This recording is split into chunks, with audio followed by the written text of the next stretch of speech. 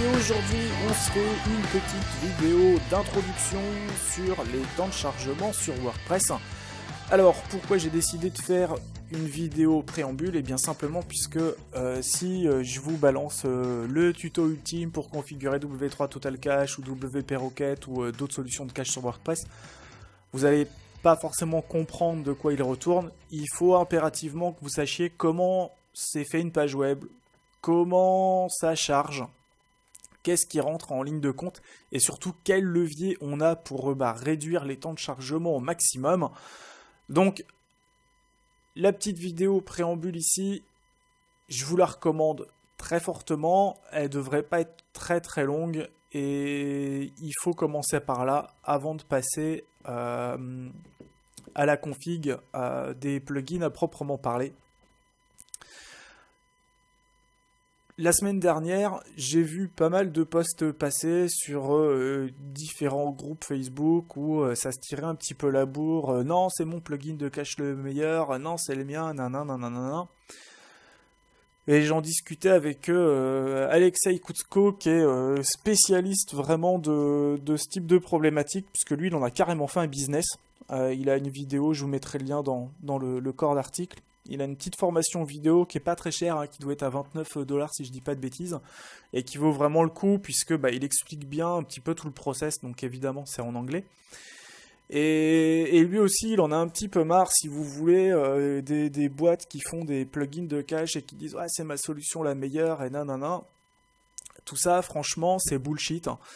C'est du marketing pur et dur pour vous vendre un produit, pour vous vendre un service, etc. Et ça veut rien dire. Si je vous dis c'est quoi le meilleur couteau du monde, ça dépend pour quoi faire. Si je dois lever des filets sur un poisson, je vais pas prendre un couteau à beurre.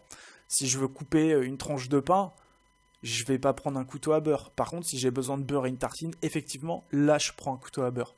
Ce que je veux dire ici, c'est que le meilleur plugin de cache, c'est quoi?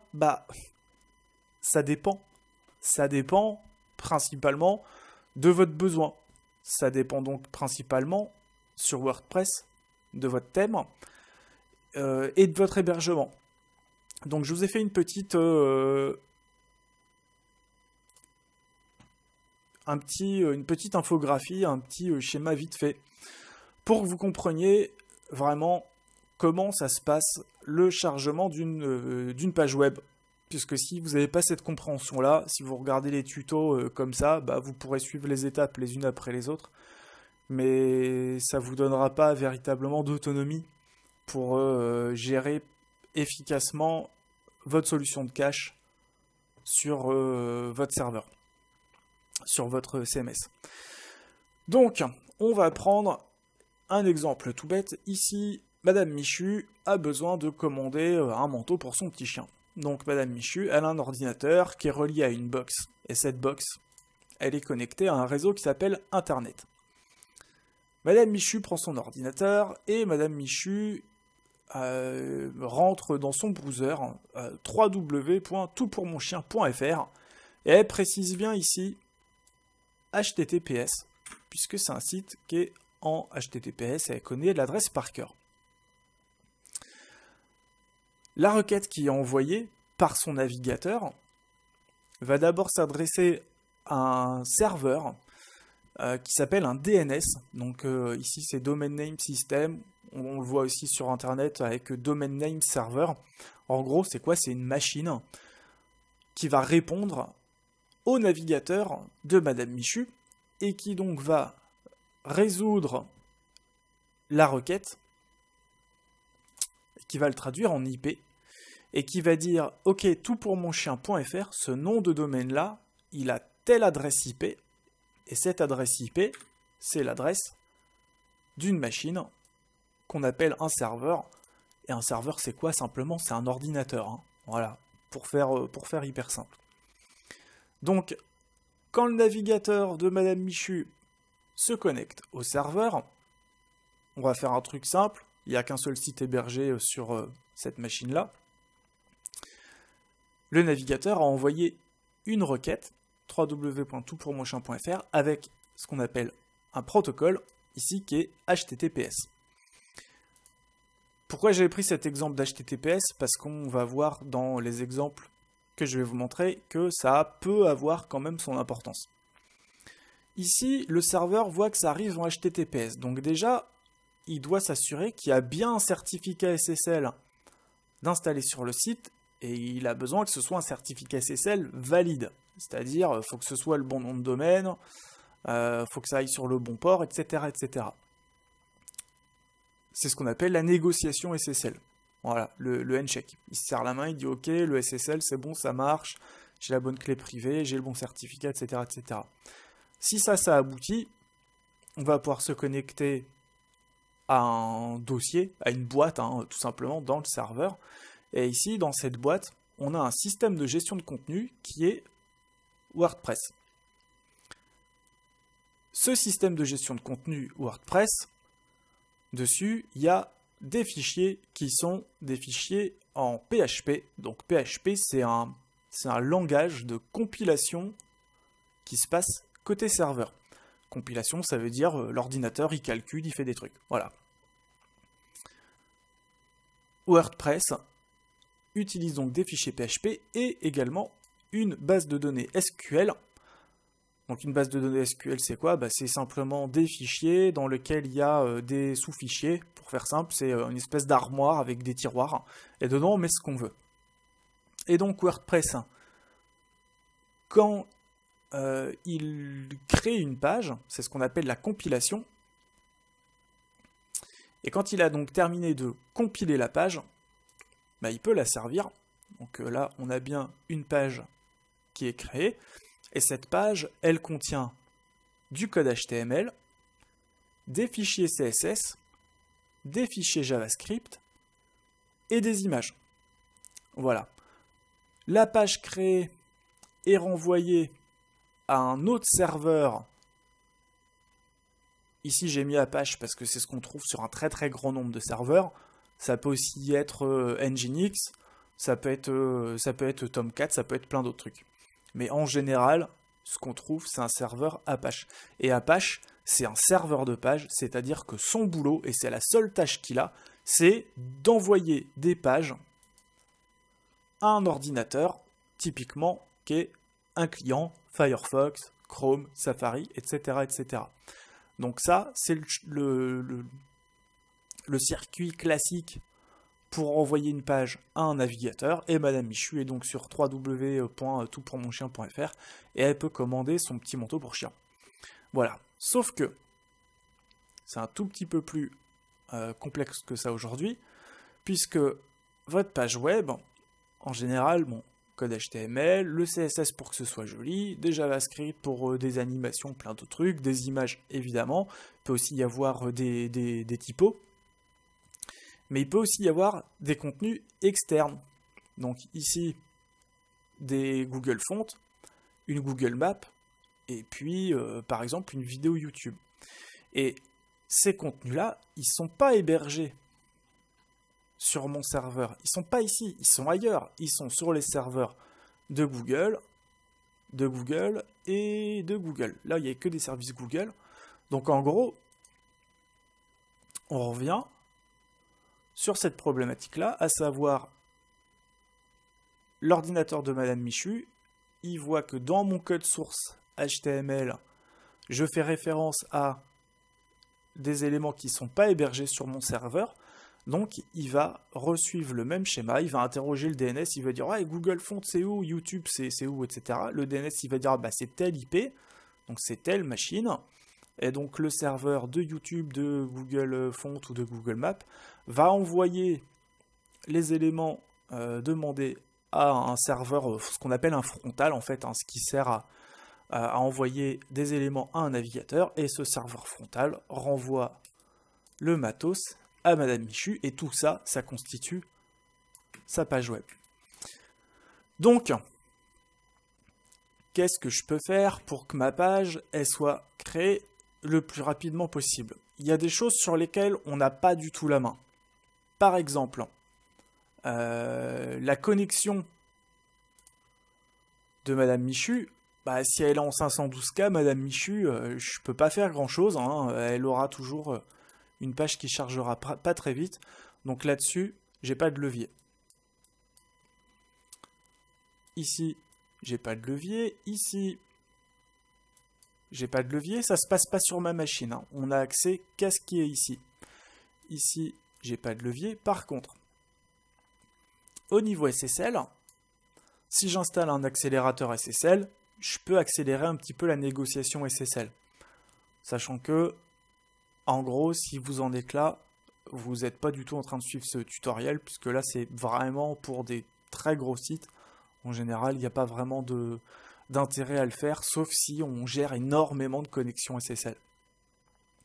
Par contre, ce qui est ultra important, et là-dessus on aura la main, c'est ça, c'est la compilation. Ça, ce processus-là, ça prend énormément de temps, enfin énormément, tout est relatif, mais ça bouffe quand même beaucoup de temps. Et ça, on va pouvoir l'accélérer avec ce qu'on appelle le cache. C'est-à-dire, on va complètement supprimer cette étape-là. Elle ne rentrera pas en ligne de compte. Comment? Eh ben, simplement en ayant déjà les fichiers à l'avance. Si, par exemple, je sais pas moi, Madame Michu, elle se connecte à un WooCommerce, le CMS WordPress, il va devoir prendre le fichier WooCommerce, regarder ce qu'il y a dans la base SQL, puis réfléchir, et puis créer une page statique, une page HTML. Si la page, elle est déjà créée, quand Madame Michu va demander la page dont elle a besoin, WordPress va directement passer ici. Donc là, on va gagner quand même vachement de temps, puisque vous allez voir que ça mange quand même pas mal. Ici, on a du levier. On a du levier pourquoi? On a du levier parce que les fichiers CSS qu'on a et les fichiers JavaScript, en général, il n'y en a pas qu'un, il y en a plusieurs. Et Apache, il faut voir ça comme une espèce de mitraillette. Il y a plusieurs canons. Si j'ai, je vais dire une bêtise, j'ai 3 canons et j'ai 3 fichiers à envoyer, bah voilà, c'est pas compliqué. Un fichier par canon, je tire une fois, boum, et j'ai envoyé mes 3 fichiers à mon client, au navigateur qui demande la page. Par contre, si j'ai que 3 canons et que j'ai 30 fichiers à envoyer, bah je vais devoir tirer 10 fois. Donc ça va être un petit peu plus long, parce qu'à chaque fois, il va falloir vider la chambre, la recharger, la revider, etc., etc. Donc là-dessus, on va avoir du levier. Il y a aussi autre chose sur lequel on a du levier, ici, puisque quand je vais avoir besoin de Google Fonts, de Google Maps et de YouTube, bah, mon navigateur, il est obligé d'interroger les serveurs de nom de domaine pour dire « Ouais, Google Fonts, YouTube, tout ça, c'est où ?» Là-dessus, j'ai du levier si je précharge, entre guillemets, la correspondance avec les serveurs de DNS. Et puis, on a encore un autre levier qui est Apache, puisqu'on peut l'optimiser pour qu'il soit un petit peu plus rapide. Et enfin, le dernier levier qu'on a, c'est carrément l'ordinateur de Madame Michu. Si je lui dis « Ok, ordinateur, je t'ai filé des fichiers CSS et des fichiers JavaScript pour que tu vois une page, pour que tu puisses la rendre visible à l'écran, ces fichiers-là, je veux que tu les conserves, je dis une bêtise, pendant 1 mois. Comme ça, si Madame Michu, elle veut voir une seconde page et qu'elle a déjà ces éléments sur le navigateur ne va pas les recharger. C'est-à-dire, ce sera bien dans le code source, ce sera bien sur la page, mais il va dire, ok, ce truc-là, je l'ai déjà en mémoire, j'ai pas besoin de le retélécharger. Donc là, on gagne du temps. Voilà. Donc, je vous ai fait 3 petits exemples. Je me suis mis sur notre site de test fifou.me. J'ai mis le thème que j'utilise pour mon blog, c'est le même thème, sauf que voilà, ici il est brut de décoffrage, il n'est pas retravaillé du tout. Donc voilà, vous voyez qu'il y a du contenu de démo avec des images bidons qu'on retrouve plusieurs fois, c'est tout le temps la même. Et puis un petit article. Et en gros, si je vais regarder le code source, je vais regarder dans la section du code source qu'on appelle le head. Et dans le head, j'ai quoi? J'ai des images, j'ai des données HTML pures, mais j'ai aussi des feuilles de style. Donc ce sont des fichiers .css. Un fichier .css, c'est ce qui fait qu'une page est jolie ou moche. Ça dépend ce qu'il y a dedans. Mais en gros, c'est ce qui gère tout le style. Et regardez bien. Ici, j'en ai 1, 2, 3. C'est une feuille de style qui est chez Google. 4, 5. Mais ça, c'est pour l'administration de WordPress. Bref, on est toujours à 3, 4, 5, 6, 7, 8, 9, 10, etc., etc. En gros, il y en a beaucoup. Je vais regarder un petit peu plus bas. J'ai également des fichiers JavaScript. 1, 2, 3, 4, 5, 6, 7. Et puis en bas, regardez la super collection de fichiers JavaScript que j'ai. En gros, voilà, j'en ai une petite vingtaine facile. Donc on revient sur mon exemple des canons. Voilà, si j'ai que 3 canons et que je dois tirer 3 fichiers, ça va aller assez vite. Par contre, si j'ai beaucoup de fichiers à tirer, eh ben, ça va être beaucoup plus long. Donc ça, c'était pour le thème que j'utilise sur mon blog. Si je vais le tester chez Pingdom, Pingdom me dit « Ok, ta page, elle fait 806 kilobits. Elle a généré 90 requêtes HTTP. » Donc une requête HTTP, c'est quoi? Bah, c'est une image ou un fichier. C'est-à-dire que pour rendre cette page visible, le navigateur il a été obligé de télécharger 90 fichiers. Donc le fichier HTML, un fichier JavaScript, un fichier CSS, un autre, etc., etc. Des fichiers JavaScript en version, voilà. Des images, plein d'images, encore plein de fichiers JavaScript. Et puis peut-être un petit peu, là il y a 2 vidéos qui se battent, quelques vidéos qui se battent en duel. Et puis il doit y avoir une fonte aussi qui se balade quelque part. Bref, ça le fait bosser. Et ça prend du temps. Cette page-là, 806 kilobits, c'est pas énorme, c'est pas mal. 90 requêtes, ça commence à faire beaucoup. Ça dépend des sites, mais voilà, ça commence à être pas mal. Elle a chargé en 2 secondes 5. On va regarder ma page d'accueil. Ma page d'accueil que j'ai testée tout à l'heure, elle fait 1 méga 2, donc elle est plus lourde. Par contre, j'ai moins de requêtes HTTP et au lieu de la charger en 2 secondes, elle a chargé en 887 millisecondes. Pourquoi? Bah simplement parce qu'elle a été travaillée pour être la plus rapide possible. Donc maintenant, on va faire le même test pour la même page. Seulement ici, on n'est plus sur mon thème par défaut, le thème que j'utilise sur mon blog. On est sur 2014 et j'ai désactivé toutes les extensions qui sont liées au thème que j'utilise, puisque bien souvent quand vous installez un thème que vous avez acheté chez Elegant Theme, chez ThemeForest ou peu importe, il y a des extensions qui sont livrées avec, des extensions qui sont nécessaires pour que le thème fonctionne complètement, et ces extensions-là, bah, elles ont évidemment des fichiers JavaScript qui sont liés, et des fichiers CSS qui sont liés. Maintenant, regardez, si je teste cette page 2014 sans avoir activé toutes les extensions qui sont liées à mon thème, j'ai plus que 20 requêtes HTTP, donc c'est relativement peu. Le poids de ma page s'est effondré, elle fait plus que 325.4 kilobits, et elle a chargé en 682 millisecondes. Bon, j'ai une note pourrie, mais ça, on s'en fout.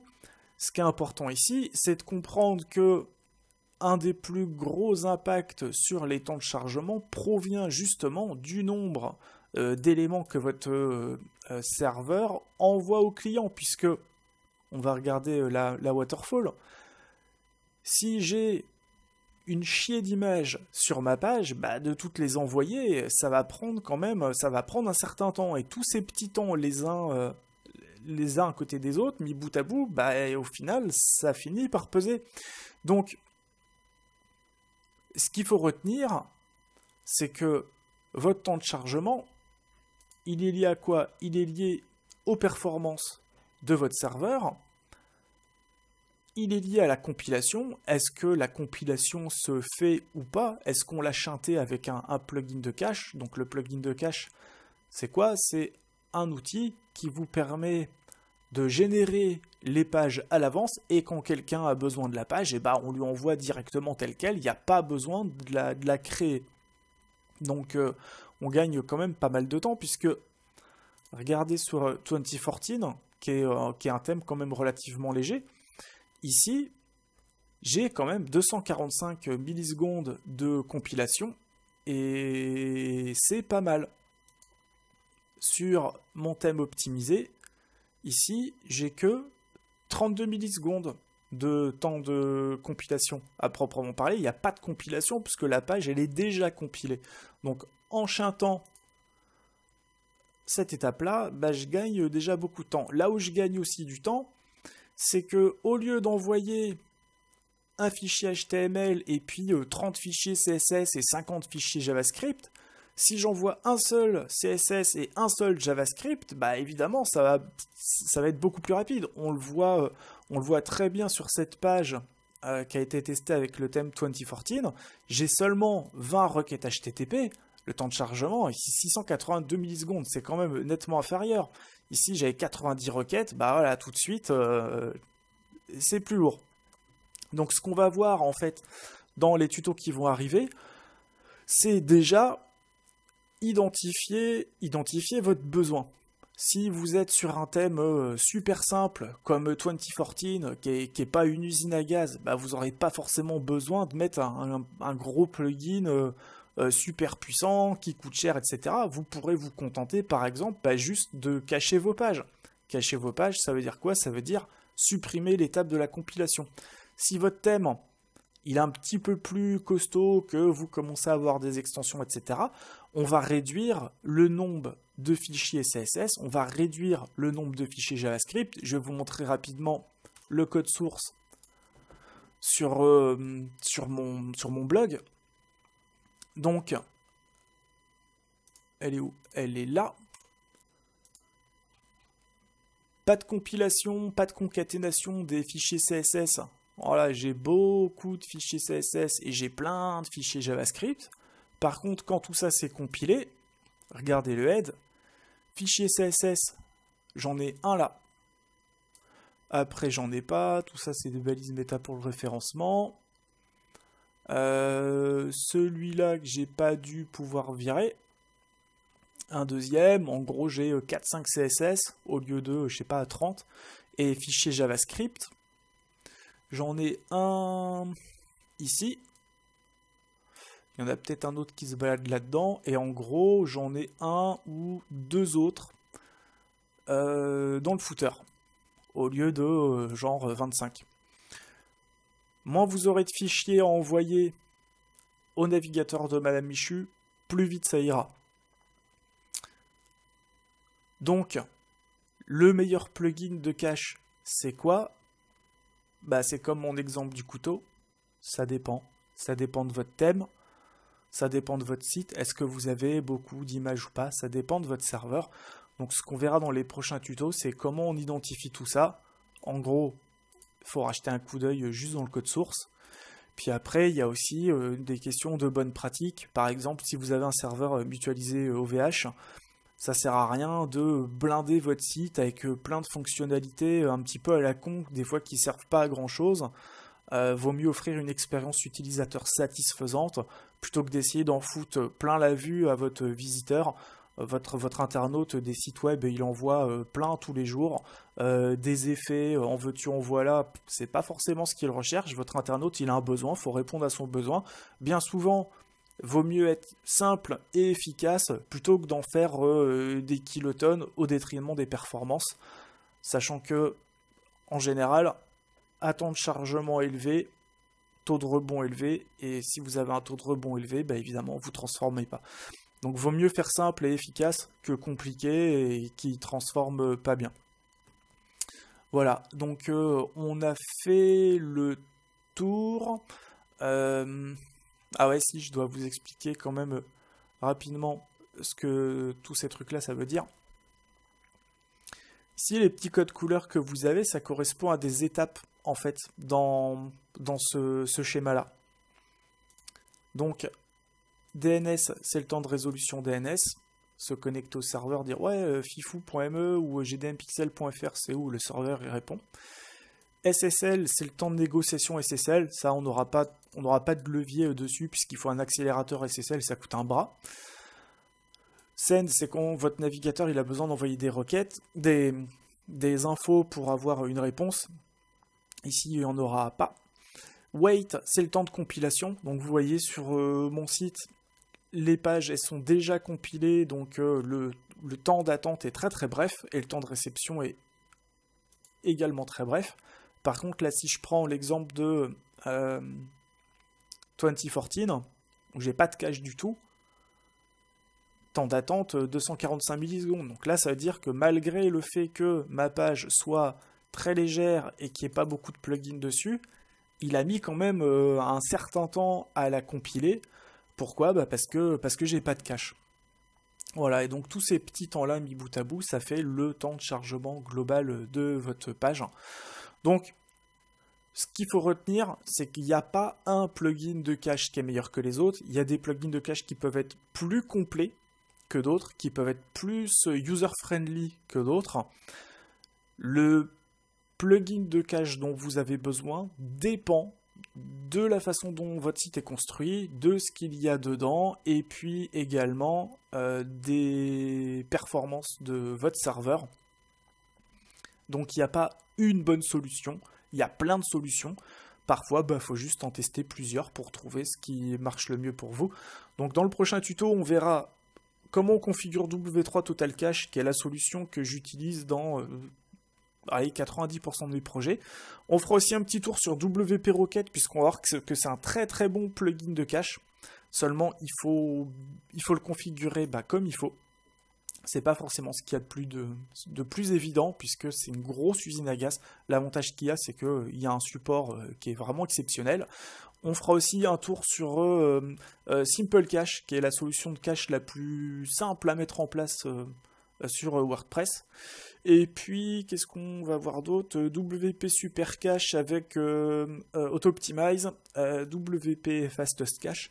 Et puis dans le dernier tuto, ce qu'on verra, c'est simplement comment on utilise un petit peu de tout ça. Puisque par exemple, on pourrait dire, ok, je vais prendre WP Rocket, je vais prendre les directives de cache qui sont générées par W3 Total Cache. À côté de ça, je vais rajouter les prefetch DNS à la main dans mon head. Et puis parfois, les thèmes, ça fait des trucs un petit peu chiants. Je sais pas si on va le voir sur cette page-là. Si, on va le voir. Il y a plein de thèmes, j'ai horreur de ça, qui rajoutent du CSS dans le head de la page. Alors, je sais pas si je vais le retrouver, mais en gros, il vous rajoute une grosse couche de code. Donc là, voilà, il n'y en a pas énormément, mais sur des thèmes comme Avada ou X, ils peuvent vous balancer 800 lignes de CSS dans le head de la page, et ça sur toutes les pages. Donc je vous raconte pas le massacre côté performance. Ce truc-là, si je l'avais dans un fichier CSS externe, ce serait quand même vachement mieux. Donc ce qu'on verra, c'est comment on le vire et comment on le met dans un autre fichier CSS. En gros, vous verrez, il y a un copier-coller à faire et une fonction à rajouter dans votre thème enfant pour que ça vire du head et que vous ayez des pages qui soient bien plus légères et puis forcément des meilleurs perfs, sachant que pour le crawl de Googlebot, c'est aussi mieux d'avoir le moins de code source possible entre guillemets pour avoir un ratio texte to code qui privilégie le texte aux éléments HTML. Voilà, donc si vous avez des questions comme d'habitude, vous laissez ça dans les commentaires et je vous retrouve très bientôt pour un prochain tuto sur l'optimisation des temps de chargement sur WordPress. Ciao ciao.